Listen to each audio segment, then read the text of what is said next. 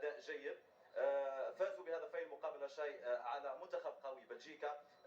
كيفاش نتوما تابعتوا المباراه وكيفاش جاوكم اللاعبين ديالنا؟ الحمد لله كل شيء كان كيتابع المقابله اليوم بحب وشغف، وكنا كنتظروا النتيجه اللي تخلينا ندوزوا الدور الموالي ان شاء الله.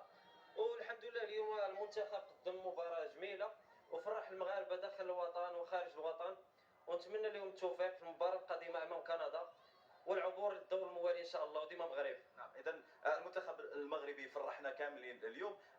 شنو تقدر تقول لنا على هذه الفرحه الكبيره اللي عايشينها المغاربه كاملين؟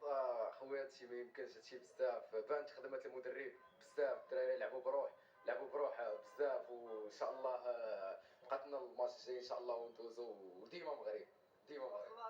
نعم، اذا سعاده كبيره تغمر الجماهير المغربيه. معي ايضا خالد الغازي وهو صحفي رياضي سيتحدث لنا عن المباراه. لاحظنا ان المنتخب المغربي كان حاضر ذهنيا بدنيا وتكتيكيا، فاز على بلجيكا. ما زالت مباراه اخرى تنتظرنا امام كندا للعبور الى الدور الموالي. ما هي قراءتك لهذه المباراه والمباراه المقبله؟ اعتقد ان وليد الركراكي قدم مباراه جيده كمدرب، رغم انه كان عنده فتره قصيره.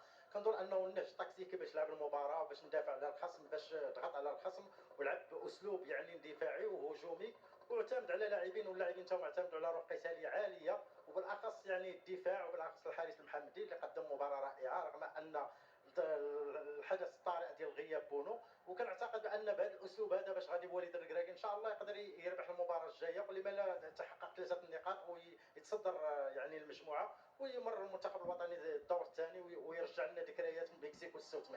نعم، اذا شكرا لك زميل خالد الغازي. اذا تابعنا المباراه كيف ضغطت الجماهير المغربيه في قطر، وهذا ليس غريب على الجماهير المغربيه اخي خالد. اذا الاحتفالات متواصله هنا